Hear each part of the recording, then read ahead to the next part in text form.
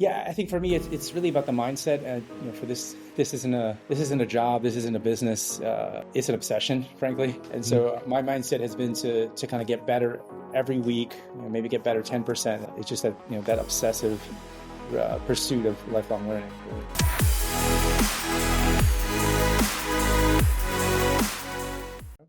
Everybody, welcome back to the Build It to Billions podcast, where we guide successful entrepreneurs and investors on the journey from millions to billions.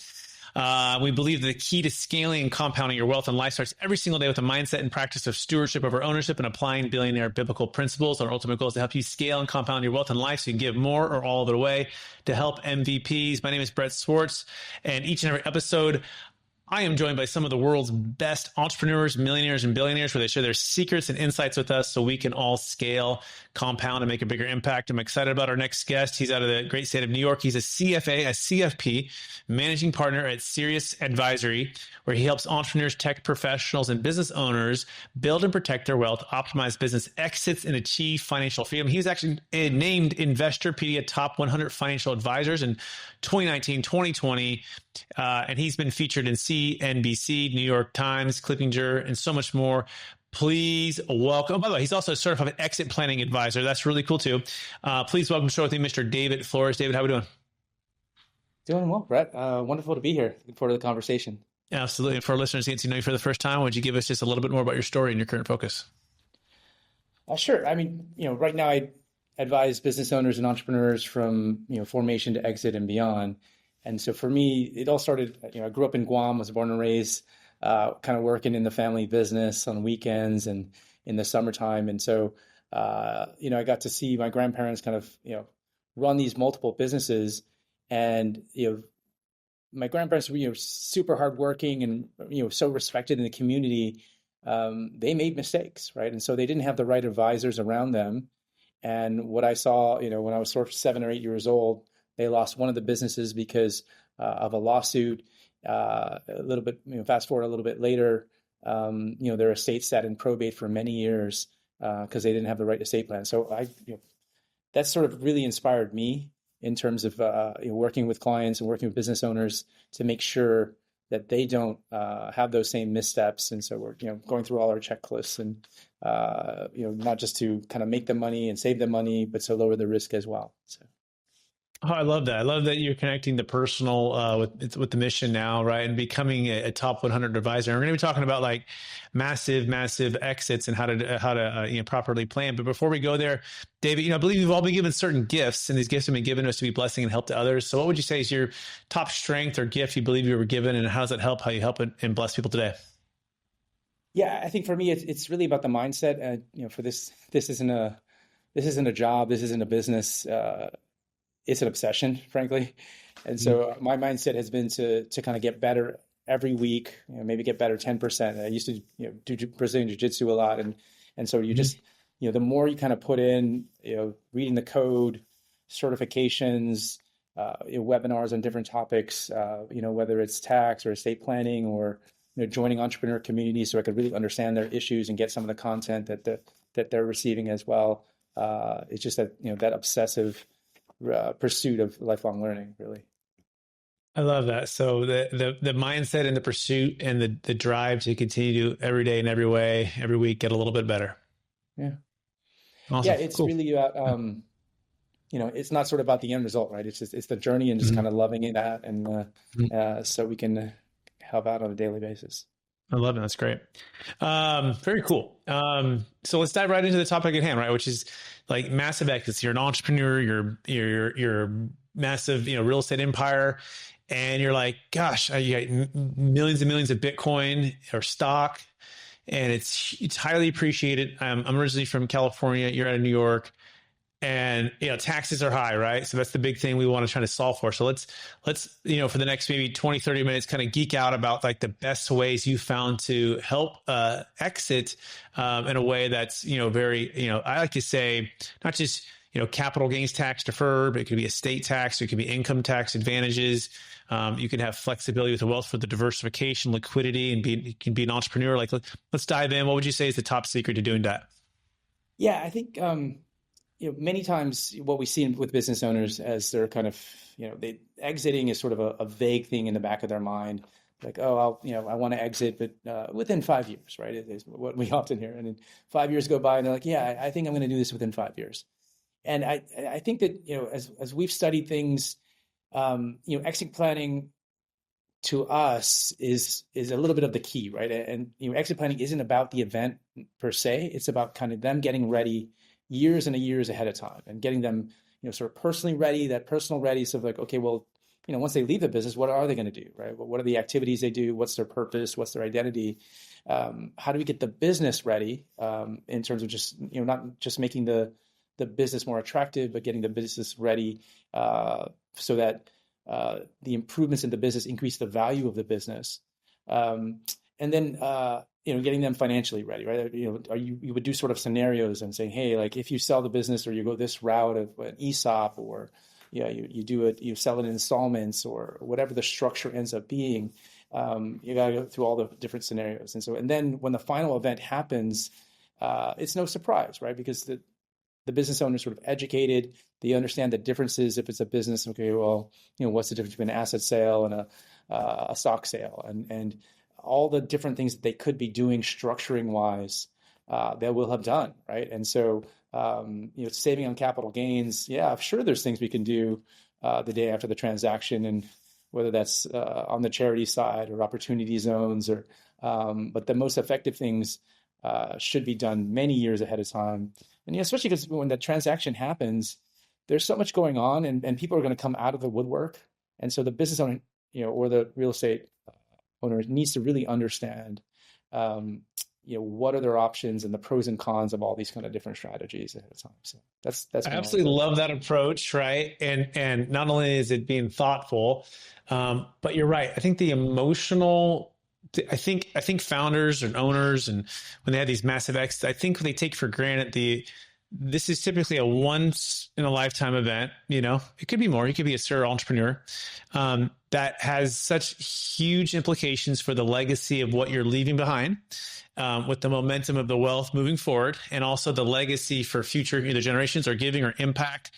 And it's this moment in time. And I liken it to, it's like the fourth quarter, 10 seconds to go, right? It's part of why I love this business, because you can kind of try to bring some calm and some perspective and some solutions, right? Real solutions to solve people's challenges.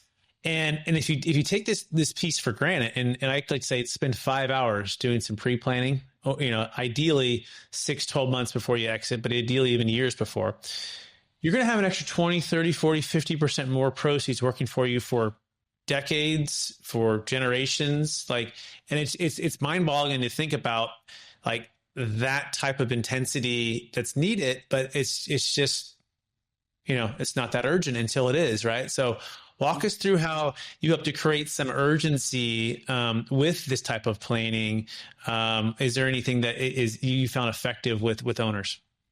Yeah, I think you really got to the crux of it, right? Because I think so often exit planning, there's this barrier to actually do it. I think probably needs a different name, right? Like exit, it's just not attractive to say, I want to do some exit planning. Whether it's transition planning or legacy planning or something else, right? But because there's so many barriers in terms of like, okay, well, people think it's complex and kind of doing it, and inertia just kind of takes over. And business owners and real estate owners, they're just busy people, right? Like they don't have the bandwidth. So I do think that you can compartmentalize some of these steps of sort of, assessing where they are, preparing for the exit, and then actually deciding. And, because one thing you might discover is like, okay, well, you heard someone down the street is sold for 8 times earnings. And so you think it's going to be 8 times earnings, but that business may be very different, right? It may have more recurring revenue, that you may be running 3, 4 hats in the business.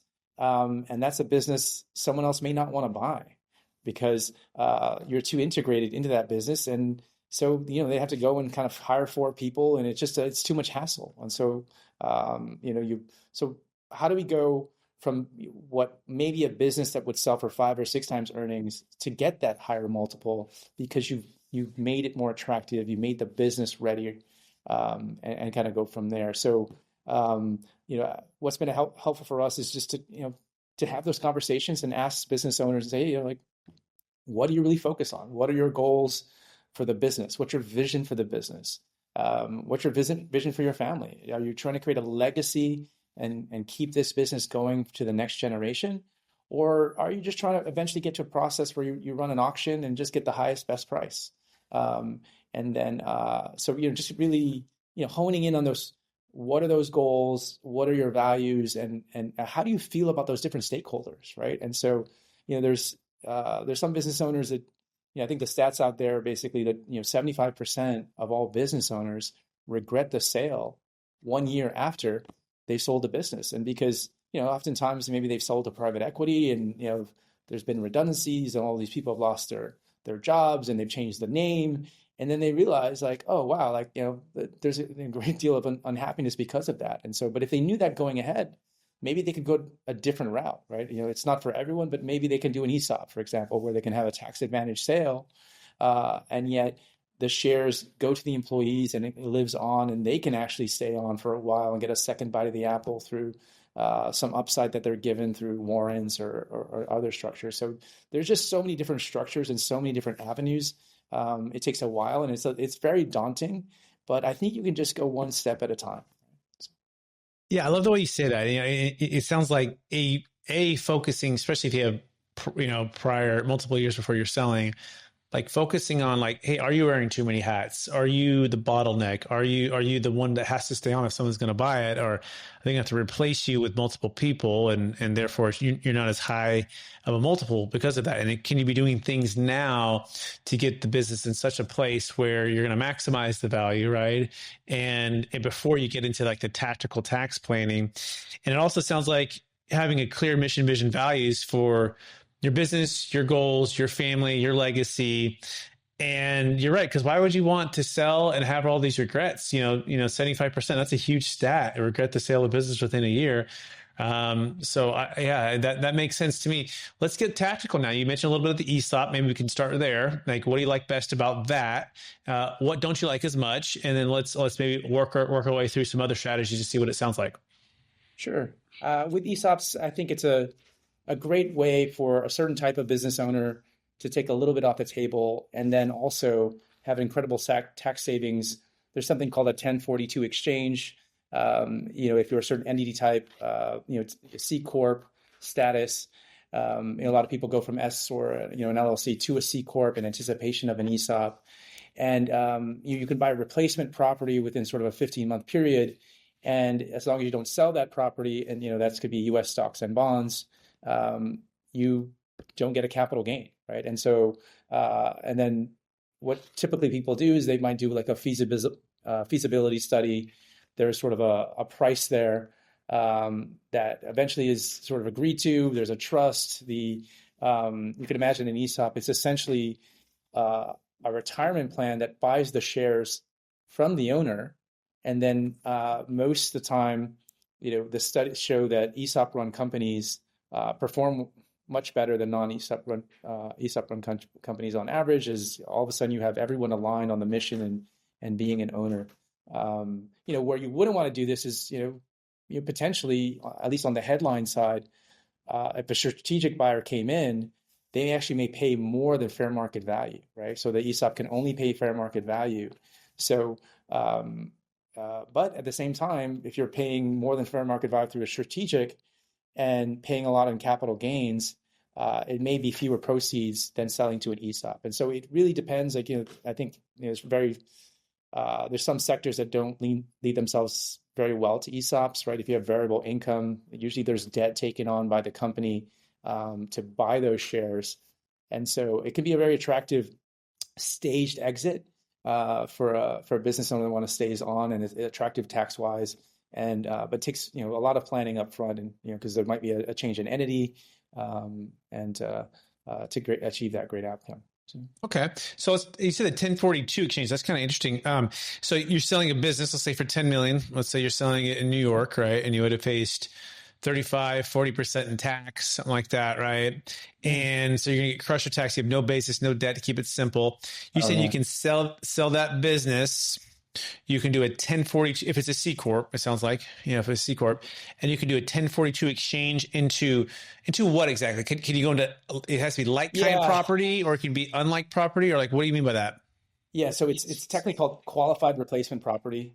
And Okay. so these have to be U.S. operating stocks and bonds. And there's sorts of limitations around, you know, those operating companies can have too much, for example, passive investment income, right? And so Hmm. what ends up happening is, you can think about it's a little bit of a challenge, right? Because you have to go, because if you sell the property you buy, and for example, publicly traded stocks, and 2, 3 years goes by and you sell that stock, well then then you've triggered the capital gain as well. You can't do mutual funds, you can't do ETFs.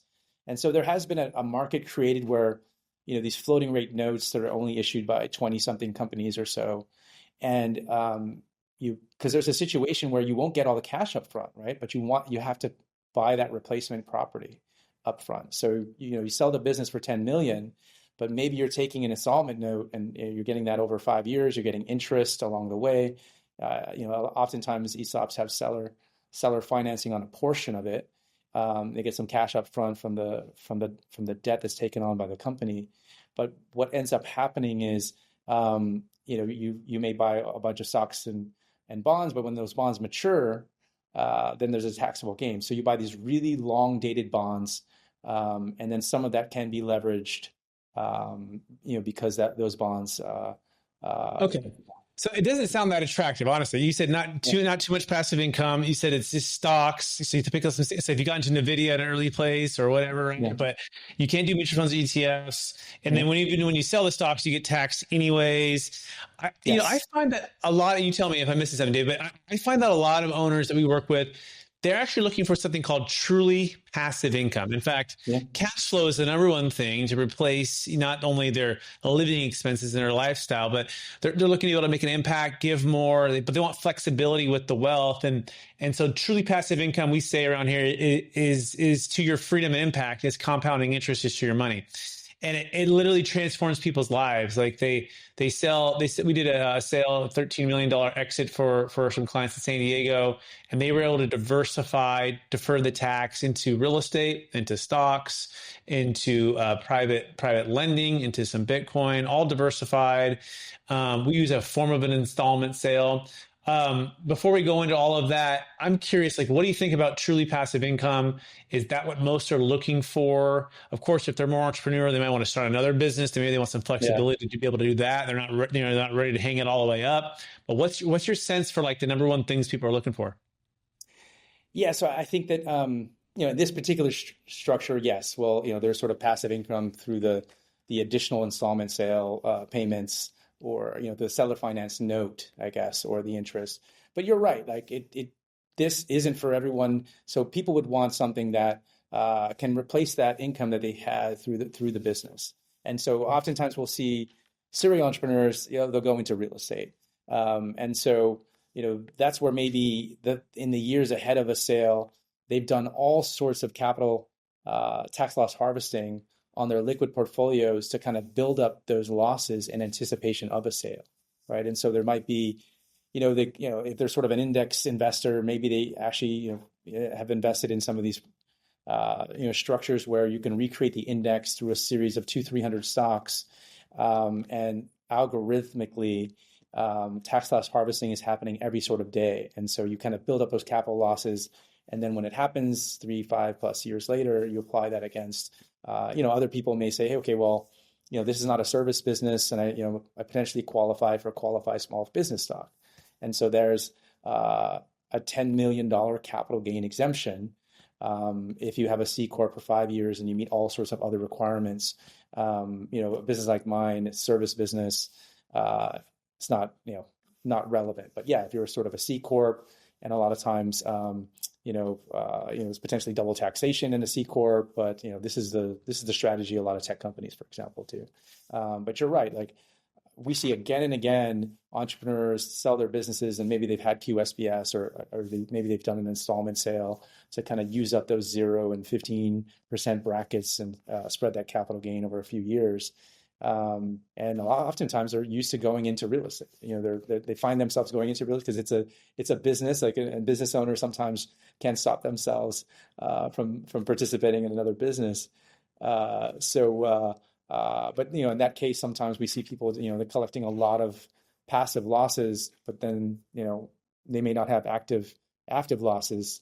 I'm sorry, they might not have enough passive gains to offset those passive losses. So yeah, it's just you got to do a It's lot like of a Rubik's Cube, right? And you show up and like, yeah. depending on how you twist and how you set up and how you plan, the colors may be out of whack. And the key here is you want to hire the who, not be the how, and start to move this cube around and start to do it early to try to prepare yourself to get what you want as much as you want. Okay, so let's just make it real practical. And then I'm going to ask you about what you think about our main strategy. So you've got somebody, they've got 3 months to close. They haven't done any major pre-planning. They're not a C corp. They don't have the QSBS.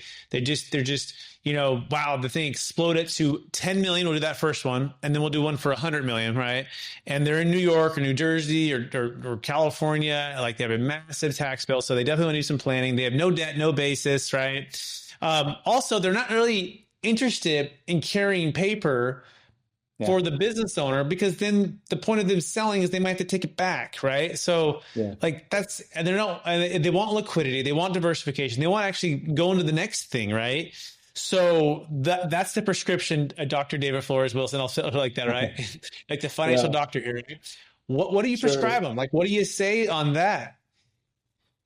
Well, eventually, the actual prescription, right, actually could be a combination of strategies.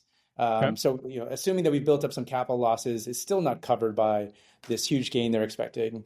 Maybe they're charitably inclined, right? Maybe we've done a lot of thinking around impact and philanthropy, and we've said, okay, well, this is what you want to do in terms of the areas you want to focus on, and so if they aren't charitably inclined, one potential structure is a charitable remainder trust, and where they either pre-transaction or post-transaction will put in shares in the company or the proceeds from the company in the year of sale into a charitable remainder trust, and then that'll feed them back some income. They'll get an upfront deduction, and then the annuity they get from that trust has to be no more than sort of 90% of the value of what goes in, and so that 10% actually goes to charity, but the charity actually gets it at the end of life or at the end of the period. And so so I would never say, hey, do this to truly save money if you're not charitably inclined. But if you are charitably inclined, you're like, okay, I'm going to give 10%.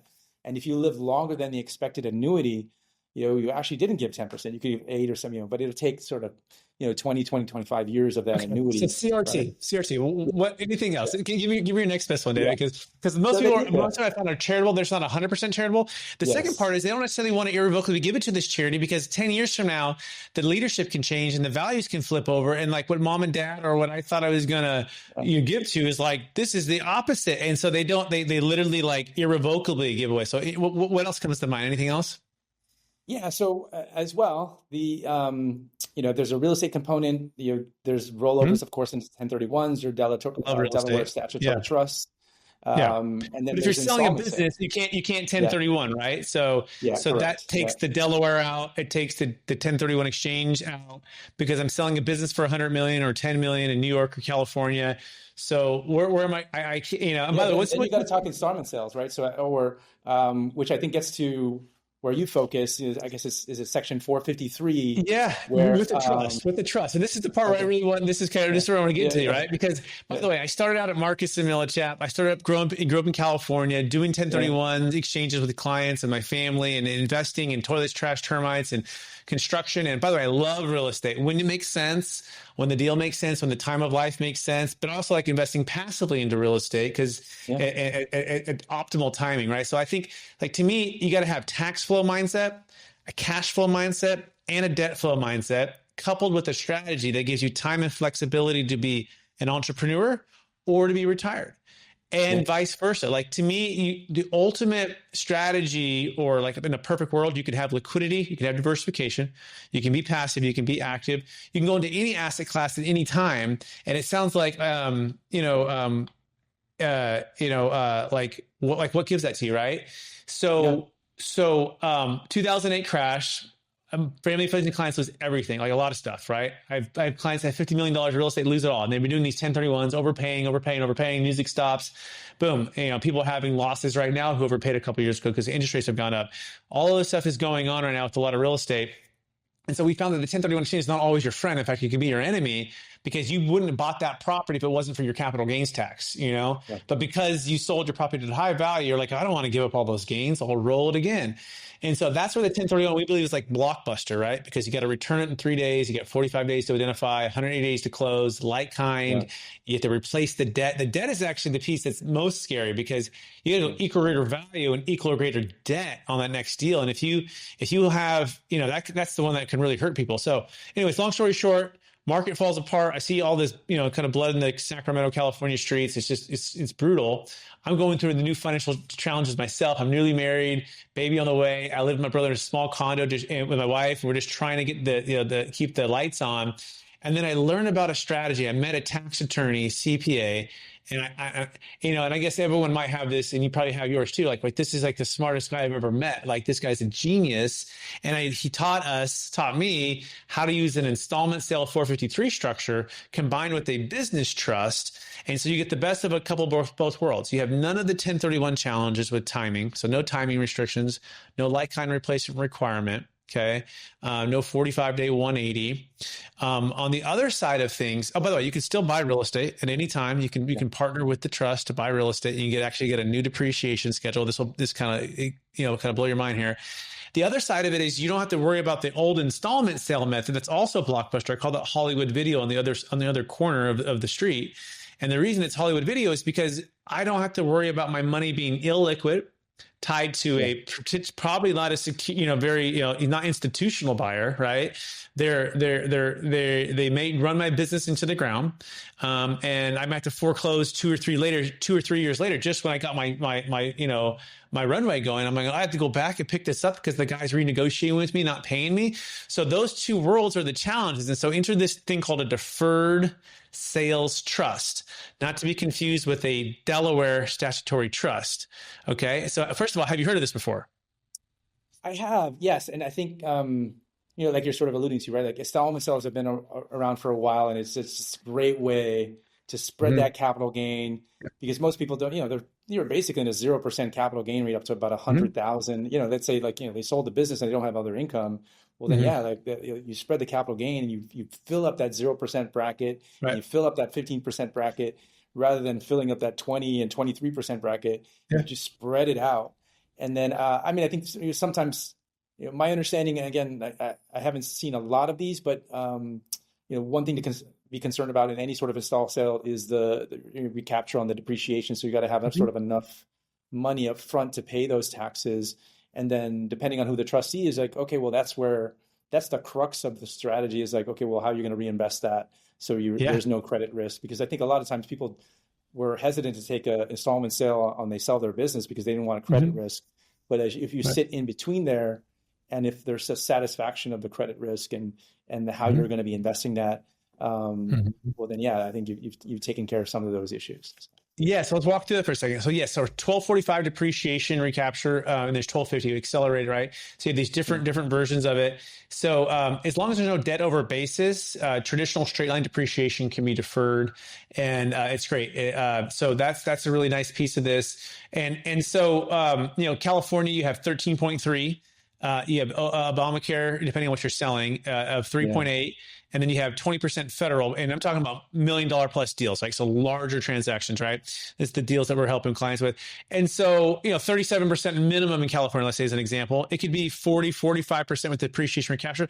I've seen some S corps and some C corps get as high as 50 or 60%, like it's just a massive, it's just going to crush them. And so here's what we do, right? We sell it to the trust prior to the trust selling it to the ultimate buyer in exchange for a promissory note. So you do 100% seller carryback typically, right? We just did a $17 million deal in Texas, an $8 million deal in Massachusetts. And then we issue a promissory note. The trust does, right? There's single entity trust set up, and our role as a trustee is what we do. It's our business. And so let's just say it's at 9 or 10%, right? And now the collateral can be secured against whatever they like. In fact, most of our business real estate owners, we just go back into real estate and business, okay? Yeah. And a lot of our returns are in excess of 10%, but a lot of them are also working with financial advisors like yourself and your group, and we're diversifying X amount of the wealth, and we're looking at a whole team. Like they kind of set up many family offices and really make it work, right? But long story short, the great part about it is you're not just deferring an extra, 20, 30, 40, 50% more proceeds. You're deferring all of it, but you can also defer the income tax. So watch this. It's like an IRA in that sense. At least for a couple of years, you don't have to take a single payment. Yeah. And so what this does, especially for the founder of a company who sells and maybe stays on for a couple of years, is back to your point. They might have an active income for $500,000 for the next couple of years while they stay on. And then let's say 2 or 3 years later, they retire from that. And the trust in the meantime, let's say it was at 10 million at 9%, 900,000. Compounds, no tax at the trust level because the trust can accrue the interest and expense it and not pay it on its return. So there's no tax, trust level tax. The owner, the seller, the note holder at this point has no tax because they haven't received it. And so they retire from the active income and then we turn it on the trust. Okay. Yeah. But they may not need. So you're saying you don't have to make those immediate payments during that consulting contract or whatever. Like, okay. And number two, you also can do partial interest payments. This is the power, right? So someone might say, but I don't actually need $900,000 in income. I need $400,000 or $500,000. Can we let the other accrue? Yes. So you can do partial interest payments. Now, fast forward, let's say in year 3 or 4, they do some partial interest payments of $500,000 or $600,000 for a couple of years. Sure. They start a new company or a new job or whatever, and now they're making more money again. Guess what? We can turn that thing down again or turn it off again. Okay. So there's flexibility with the note, and that's where most people miss it. They think like, you're just deferring this 20 or 30% one time. No, it's the compounding effect of deferring income tax, especially if you're in New York, New Jersey, Florida, or California. And let's say you want to move to Florida. Here's another strategy. We had a client with an $8 million deal in Palo Alto. He moved to Nevada. So we sold the primary luxury home, deferred all the tax.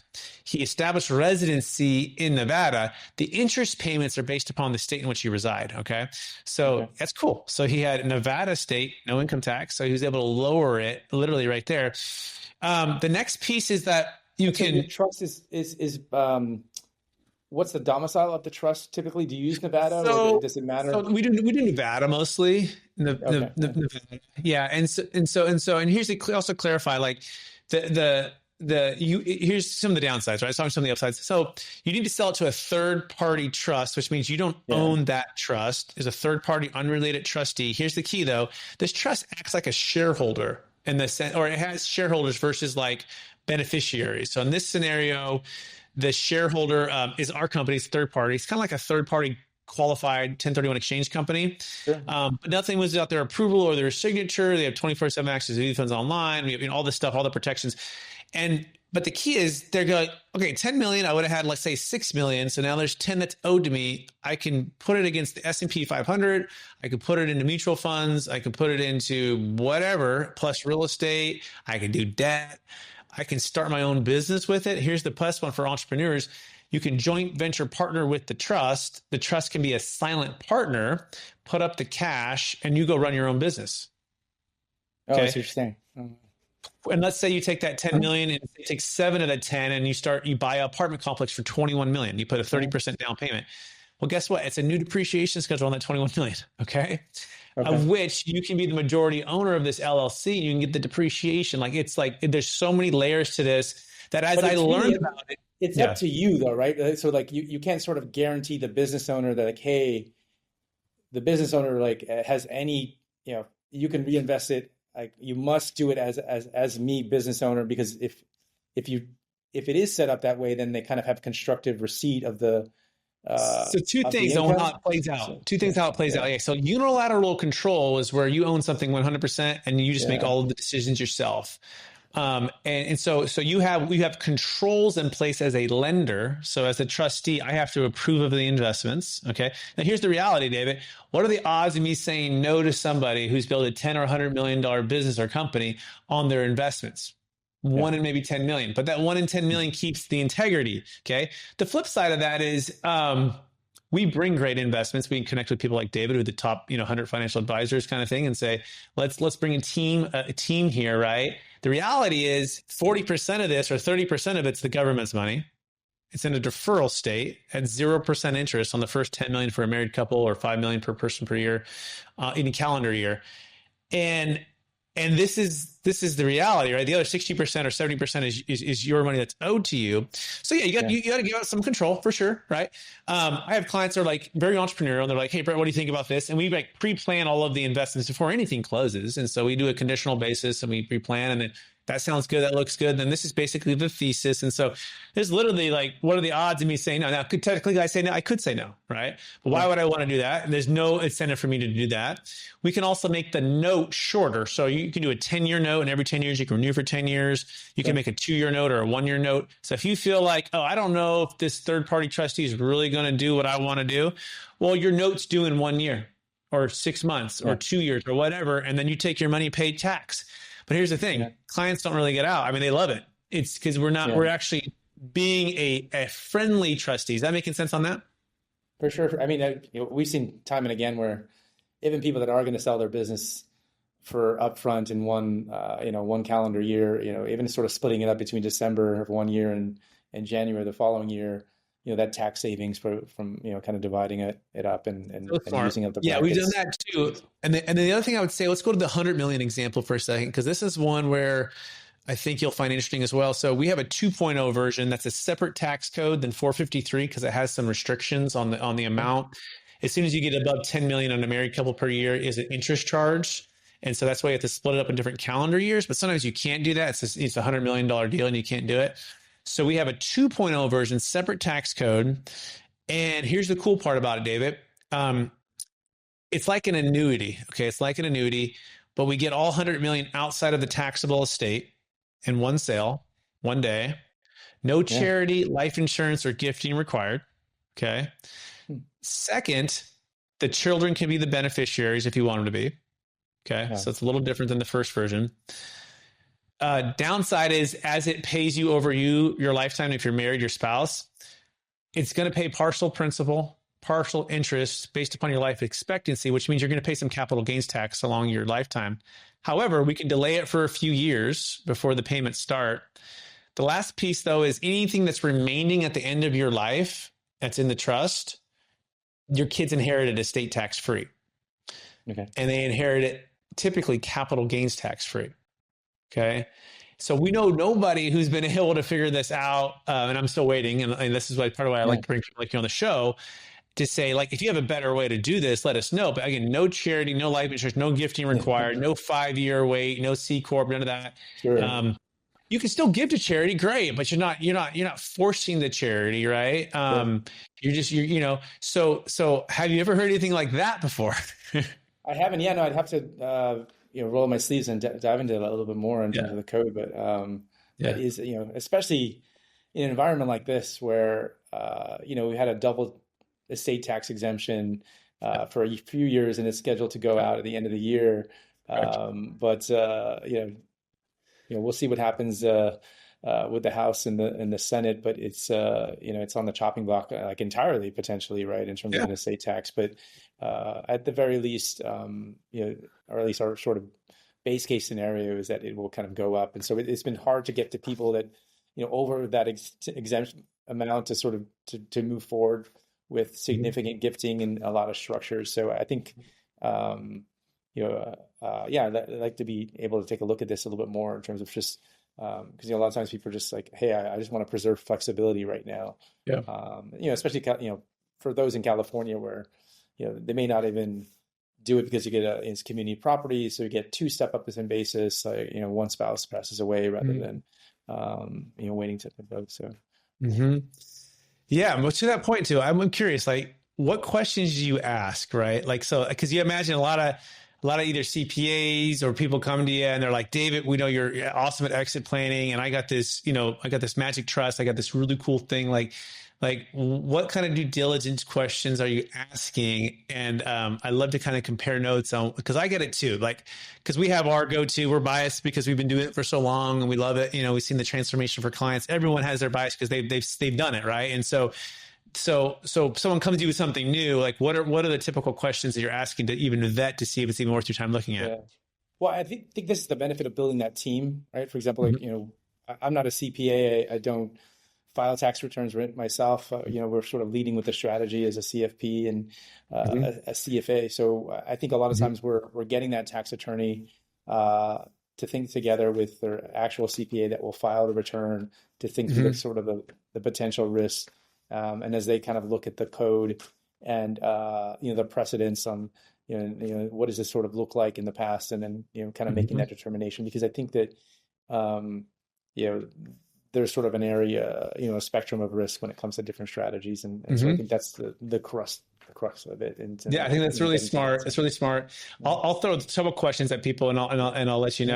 know what we've done. So, number one, like how long has this thing been going on? Like whatever the strategy is, right? Like how long Yeah. has it been going on for? Great.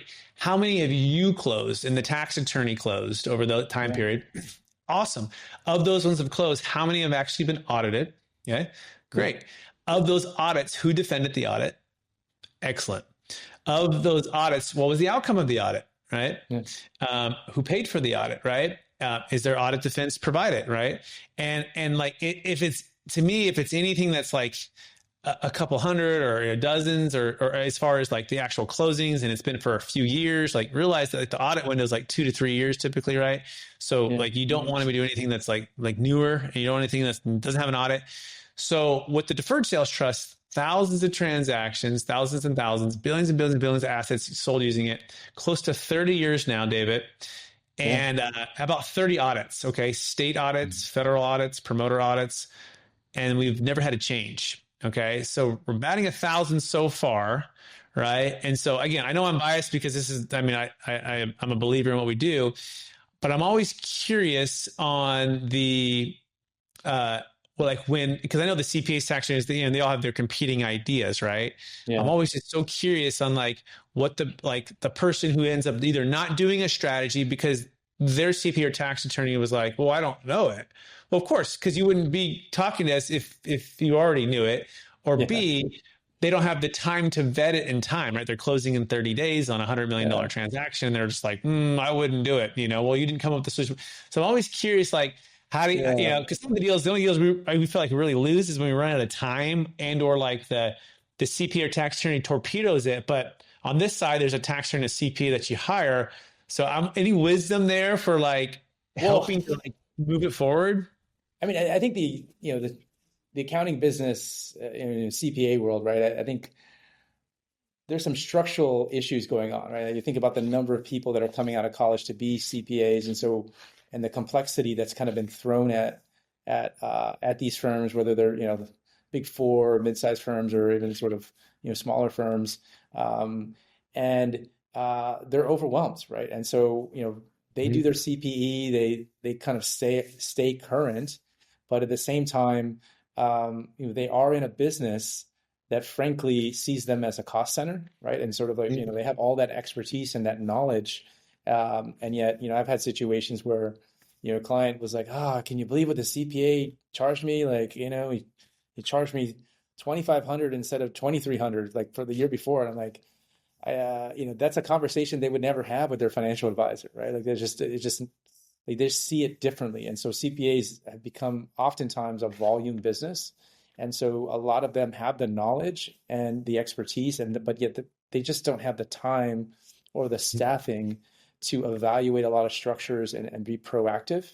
And so, Mhm. like you're saying, just starting early, right? Just kind of getting out there, talking about the strategy, getting in front of business owners years ahead of time, and so they can have the time to finally nudge their advisors, Mhm. and then that can give them comfort, and so they can effectively weigh those pros and cons before moving forward. Because like you're saying, like if it comes to crunch time, the answer is probably no, right? Yeah. So, Yeah. but yeah, it's just getting to those team members and the business owners just earlier and earlier. So, So good. Yeah. Thank you so much for that wisdom. And that's exactly right. The ones that we've been talking with, and we always encourage them, bring the CPA in, like bring the people, like yeah, have them sign the NDAs, have them go through it. Like we've got nothing, we're not going to give our secrets away without signing the NDAs, but we will share with you. And we have financial advisors we work with. We work with David Young, who ran with Bill Gross at PIMCO and built it from 80 billion to 1.2 trillion. He's a part of our inner circle to help. He vetted it for 2 years with his legal team. And we have all of these amazing people who can look at it, third party law firms but if you're just trusting your one guy and you're only giving him, a couple of weeks, and he's not necessarily can or won't sign the NDAs, and he's your guy, but you're exiting your $100 million business. So you can go with your guy who didn't have a solution to begin with, or you can go with our track record. And that's their decision. Each person has a different level of risk, but it pains me, especially after seeing like what's going on with Doge right now and just the amount of, waste, fraud, and abuse. It's like, okay, your money can go there and just be completely, blundered, right, with whatever it's going to be spent on. Or you can trust our track record in our 30 years and maybe go against your CPA's advice or whatever, or your tax attorney who didn't have time to review it, and have an extra, 20, 30, 40, 50%. Right. So, but it's the world we're in. We're way over time. I want to thank you for diving deep, letting me kind of pitch or share my thing. Like, I don't have a lot of people on the other side of the podcast that have your level of expertise. I'd love to have you on at a future date, and we can even focus like a laser on how you became a top 100 advisor and how you guys really look at, managing wealth and in a creative, awesome way. And this has been too much fun for me. So, for our listeners who want to get in touch with you, David, could you remind them one last time what's the best place for them to find you? Yeah, they can just Google David Flores Wilson, and our website, socials will come up, and reach out or book a time to chat. So. Awesome. Thank you, David. Also want to thank all of our listeners for listening to another episode of the Build It to Billions podcast. We're also streaming on Capital Gains Tax Solutions podcast and YouTube channels. We're on this journey to scale from millions to billions so we can give more all of it away to help MVPs. If this was of value to you, please share it with someone. It can really help. If you have a massive exit, hey, call David, call me. Let's compare notes. Let's figure out what's a great way to exit for you. What's a good fit. If you want to check out my book, I highly recommend it, Building a Capital Gains Tax Exit Plan with Kevin Harrington from Shark Tank in the book, and a lot of other people. And you can learn more about the Deferred Sales Trust and how that can help you. Appreciate everyone listening or watching out there, and we'll talk again real soon. Bye now.